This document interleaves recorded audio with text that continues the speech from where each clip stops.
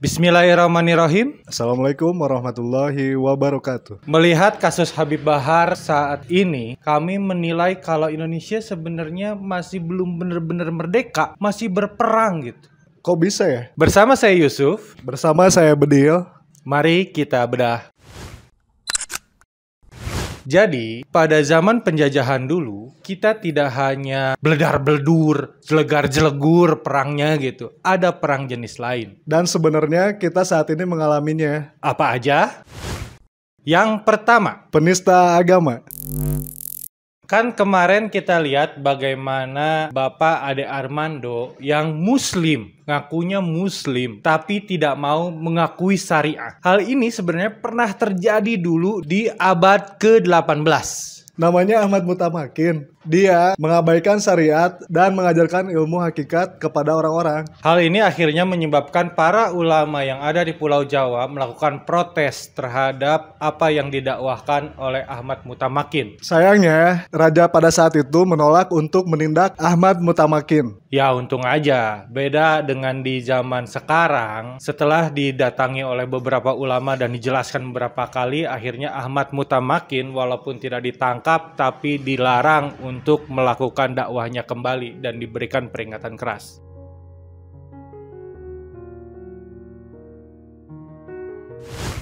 Yang kedua, menekan Islam untuk mendukung kepentingan penjajah. Dalam hal ini, penguasa.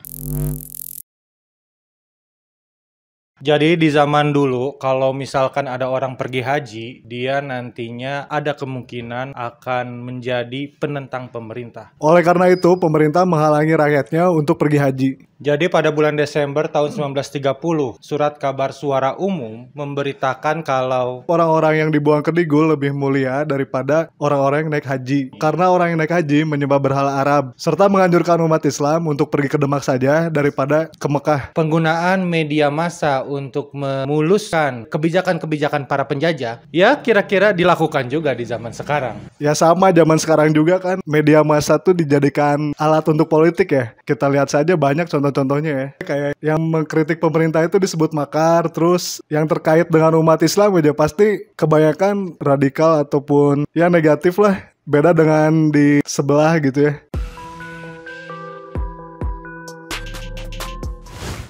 Lalu yang ketiga, menjauhkan Islam dari politik.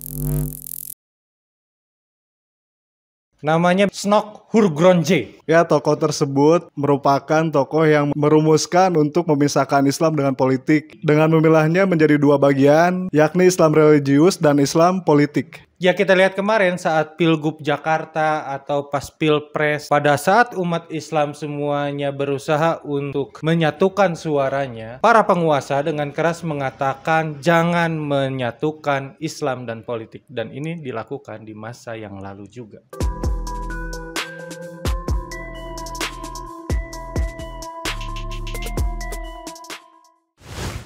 Yang keempat, pemberian gelar agar mudah diawasi. Contohnya kayak dulu gelar haji ini dipakai untuk menandai karena orang yang pergi haji itu kadang-kadang membawa paham-paham baru yang membahayakan pihak Belanda pada saat itu. Dengan memberikan gelar haji, maka Belanda akan lebih mudah mengawasi orang-orang yang berangkat haji. Jadi ketika pemerintah Belanda saat itu tahu mereka bawa paham-paham baru yang membahayakan untuk pemerintah Belanda, akan gampang untuk dibui. Ya hal ini sebenarnya terjadi saat ini, saat orang-orang yang bergelar Habib begitu diawasi oleh pemerintah. Tapi ya memang gelar Habib ini kan bukan pemberian pemerintah, beda di zaman dulu. Ini sepertinya agak-agak mirip dengan apa yang dilakukan oleh Belanda di saat itu.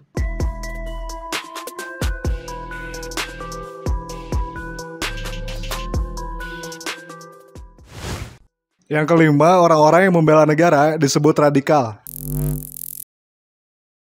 Di zaman dulu, orang-orang di pesantren, ustadz-ustadz, kiai-kiai itu rata-rata adalah para pejuang kemerdekaan yang berusaha untuk membebaskan Indonesia ini dari penjajahan Belanda atau VOC. Akan tetapi, pesantren-pesantren seperti ini akan dicap sebagai pesantren-pesantren radikal. Dan sebenarnya udah sempat difilmkan di, saya lupa judulnya, tapi di film tersebut kita melihat dengan jelas bagaimana orang-orang yang melawan orang Belanda itu disebut Islam radikal, disebut teroris. Ini juga terjadi di zaman sekarang. Ya, kita lihat aja sekarang banyak ya contohnya yang digelari seperti itu, disebut radikal, teroris, dan sebagainya. Ya, contohnya kayak kasus yang lagi hangat sekarang ya, kasusnya Habib Bahar bin Smith, di mana ketegasan yang dia sampaikan tuh disebutnya radikal. Jadi berbahaya lah buat keamanan nasional katanya gitu. Walaupun kita tahu ya, kalau apa yang dikatakan Habib Bahar itu kan sebenarnya untuk kepentingan kita semua ya.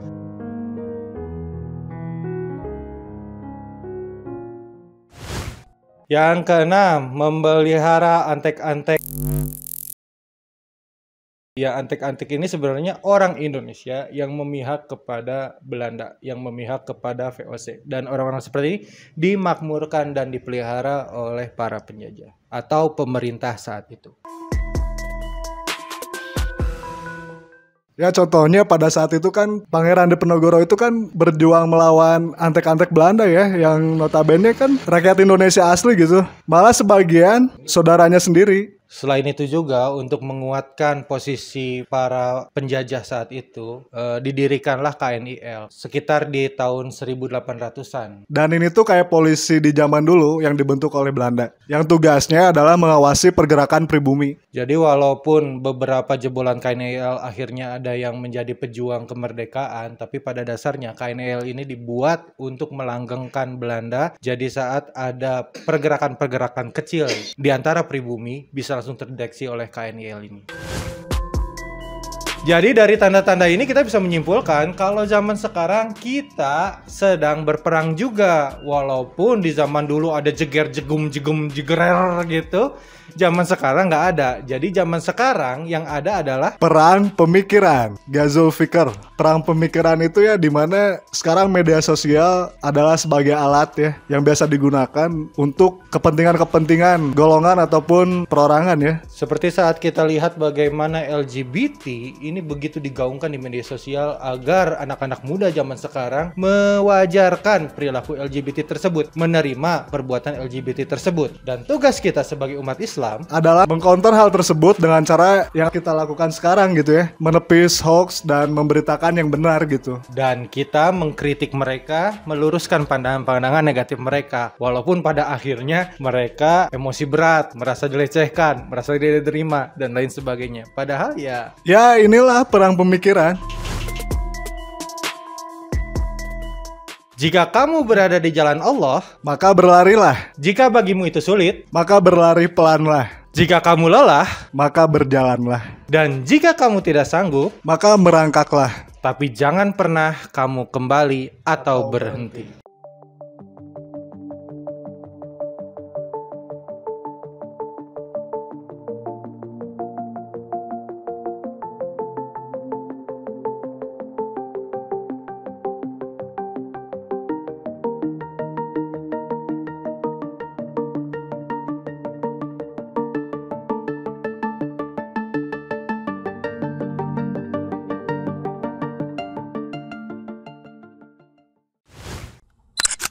Setelah cukup lama menjalankan program ini, kami menemukan sebuah fakta betapa berlikunya perjuangan ini. Sehingga beberapa bulan yang lalu kami mulai membuka donasi untuk meringankan beban operasional tim kami yang sedang berjuang menegakkan dakwah nahi mungkar melalui kanal YouTube ini. Jazakumullah khairan katsira. Kami ucapkan banyak-banyak terima kasih kepada sahabat semua yang telah turut berjuang bersama-sama kami dalam membela kebenaran, dalam memperjuangkan keadilan. Buat sahabat-sahabat semua yang masih ingin terus membersamai kami, sahabat bisa memberikan donasinya ke nomor rekening yang ada di bawah sini dan dapat mengkonfirmasinya melalui nomor WA yang ada di sini. Insya Allah yang kami terima ini selain bisa meringankan beban tim operasional kami, tapi kami juga menyalurkannya pada orang-orang yang memang sangat membutuhkan bantuan hari ini.